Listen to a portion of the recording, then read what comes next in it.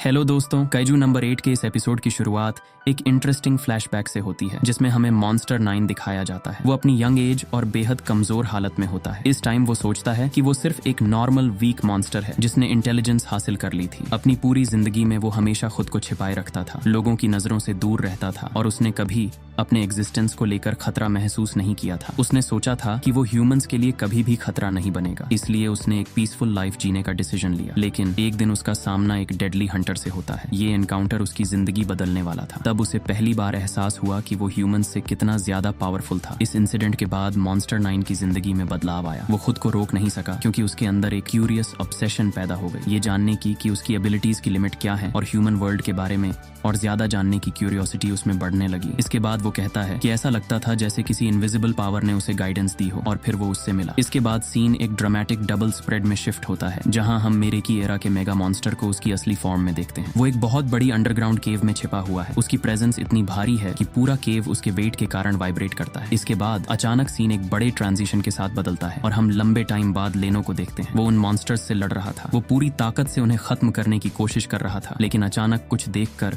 वो बहुत ज्यादा शॉक हो जाता है। उसकी आंखें फैल जाती हैं और वो कहता है ये मॉन्स्टर्स ये अचानक से रुक गए। इस सिचुएशन को देखकर लेनो को समझ नहीं आ रहा था कि ऐसा क्यों हो रहा है। इसी टाइम दूसरी तरफ इहारू भी अपने एरिया में लड़ाई कर रहा था और वो भी वही बात कहता है कि उसके आसपास के मॉन्स्टर्स भी रुक गए हैं। इस रीजन को समझते हुए दोनों इसे काफका की जीत मान लेते हैं और खुश होकर राहत की सांस लेते हैं। उन्हें लगता है कि शायद काफका जीत गया है और इस कारण से पूरे बैटलफील्ड पर इसका असर हो रहा है। लेकिन इसके ठीक बाद सीन फिर से तेजी से शिफ्ट होता है और हम सीधे काफका और कमांडर मीना को देखते हैं। इस टाइम मॉन्स्टर 9 ने काफका को पूरी तरह से पकड़ लिया था। हमें पता चलता है कि जब मेरेकी एरा का मेगा मॉन्स्टर जागा था, उसने अचानक सरप्राइज अटैक के साथ काफका पर हमला किया था। मीना ने काफका की ऐसी हालत पहले कभी नहीं देखी थी। काफका की इंजरीज को देखकर मीना सीरियस हो जाता है और दूसरी ओर कंट्रोल रूम वाला पर्सन चिल्लाते हुए कहता है मॉन्स्टर 8 का कोर पूरी तरह से डिस्ट्रॉय हो गया है और इसके साथ एक नया मॉन्स्टर सिग्नल मॉन्स्टर 9 के अंदर डिटेक्ट हुआ है जिसे पहले कभी नहीं देखा गया था। ये इसलिए है क्योंकि मेरेकी एरा का मेगा मॉन्स्टर अपनी पूरी ताकत से जाग चुका था। फिर हमें काफका की आंखें ब्लैक होती हुई दिखती हैं। इस टाइम उसका कोर पूरी तरह से डिस्ट्रॉय हो चुका था, लेकिन फिर भी काफका के अंदर का काइजू बार बार डाई डाई कह रहा था। लेकिन काफका अभी अधमरी हालत में था और अचानक वो दहाड़ता हुआ उठ खड़ा होता है और मेरेकी एरा के मेगा मॉन्स्टर के हाथ को पकड़ लेता है। वो उसे जोरदार मुक्का मारने ही वाला होता है। मॉन्स्टर 9 का चेहरा अचानक वर्टिकल डायरेक्शन में फट जाता है और उसके अंदर से हमें कई आंखें दिखाई देती हैं जो कि मेरेकी एरा के मेगा मॉन्स्टर की थी। ये सीन पूरी कहानी का रुख बदल देता है क्योंकि ये दिखाता है कि मॉन्स्टर 9 और मेरेकी एरा का मेगा मॉन्स्टर असल में एक ही यूनिट में थे। इसके बाद काफका के लेफ्ट शोल्डर के चारों ओर अचानक कई क्रिप्टिक ग्लाइफ्स बन जाते हैं। इस पल में मेरेकी एरा का मेगा मॉन्स्टर अपनी एक आंख को झपकाता है और काफका का पूरा हाथ कटकर हवा में उड़ जाता है। इस अटैक की इंटेंसिटी इतनी ज्यादा थी कि आसपास का एक हिस्सा भी पूरी तरह डिस्ट्रॉय हो गया। काफका का कटा हुआ हाथ जब जमीन पर गिरता है, इसके बाद मेरेकी एरा का मेगा मॉन्स्टर एक और क्रिटिकल अटैक करता है जिससे काफका की चेस्ट लगभग उसकी बॉडी से अलग हो जाती है। इस डेवस्टेटिंग अटैक का इम्पैक्ट इतना ज्यादा होता है कि काफका की हालत सीरियस हो जाती है। वो एक बिल्डिंग से टकरा जाता है और उसके आसपास की जगह डिस्ट्रॉय हो जाती है। अब काफका पूरी तरह से बेहोश हो चुका है और कंट्रोल रूम में सभी लोग पैनिक में आ जाते हैं। वहां मौजूद पर्सन कहता है काफका के सभी लाइफ सिग्नल्स खत्म हो गए हैं। इसके साथ ही सभी को लगने लगता है कि काफका की कहानी यहीं खत्म हो गई। लेकिन मीना इस हार को मानने को तैयार नहीं होती। गुस्से से भरी मीना तुरंत कहती है पॉइंट F पर एक मैग ड्रॉप चाहिए। वो मेरेकी एरा के मेगा मॉन्स्टर पर अटैक करने की तैयारी में थी, इससे पहले कि वो अपने ऑर्गन्स को रीजनरेट कर ले, जैसे कि वो हर हाल में काफका को बचाने का इरादा रखती हो। कंट्रोल रूम में बैठे लोग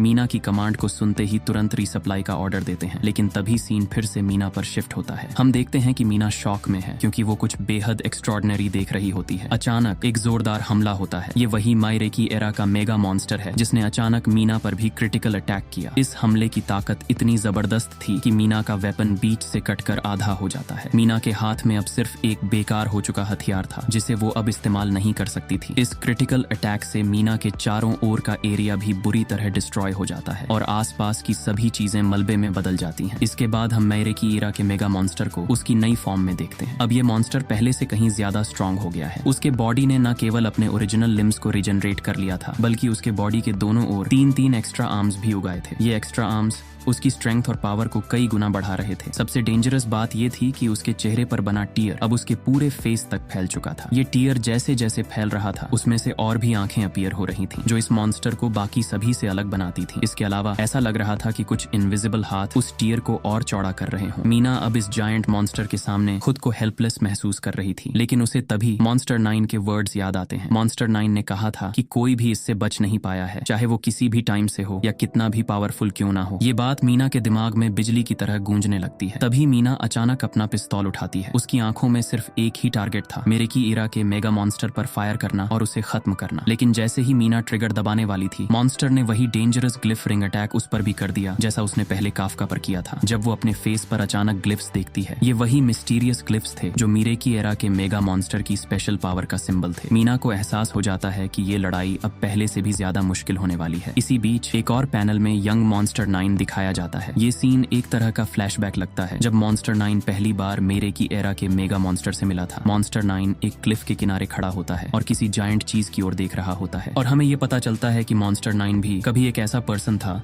जो इस मॉन्स्टर से बच नहीं पाया। इसका सीधा मतलब था कि मेरे की एरा का मेगा मॉन्स्टर ही असली मास्टरमाइंड था, और हमें मेरे की एरा के मेगा मॉन्स्टर की असली पावर का अंदाजा होने लगता है। सबसे पहले उसकी एबिलिटीज अब तक की सीरीज में सबसे ज्यादा डेंजरस और वियर्ड हैं। ये मॉन्स्टर सिर्फ किसी चीज को देखकर अपनी आंखों को हल्का सा झपकाकर हमला कर सकता है। इससे पहले मैंने कभी किसी भी मॉन्स्टर के पास ऐसी एक्स्ट्रॉर्डिनरी पावर नहीं देखी। ये भी क्लियर हो जाता है कि मेरे की एरा का मेगा मॉन्स्टर ने मॉन्स्टर 9 को जबरदस्ती अपने साथ काम करने पर मजबूर किया था। मॉन्स्टर 9 का काफका और बाकी सभी के खिलाफ जाना उसकी अपनी मर्जी नहीं थी, बल्कि वो इस प्राचीन मॉन्स्टर के कंट्रोल में था। इस पूरे एपिसोड से हमें ये सिग्नल भी मिलते हैं कि शायद यही मेरे की एरा का मेगा मॉन्स्टर सीरीज का असली मेन विलन है। लेकिन ये बैटल अभी पूरी तरह खत्म नहीं हुई है, ये अपने फाइनल स्टेज में पहुंच चुकी है, और ये भी पॉसिबल है कि मेरे की एरा का मेगा मॉन्स्टर मीना को पकड़ने की कोशिश करेगा, क्योंकि यही उसका अल्टीमेट गोल है। और मॉन्स्टर 9 की बैकग्राउंड स्टोरी अब हमें पता चल रही है, और ये लड़ाई अब पहले से भी ज्यादा पर्सनल हो चुकी है। क्या मीना, काफका और बाकी लोग इसके सामने टिक पाएंगे? और अगला चैप्टर 26 सितंबर को आएगा, यानी 2 हफ्ते बाद।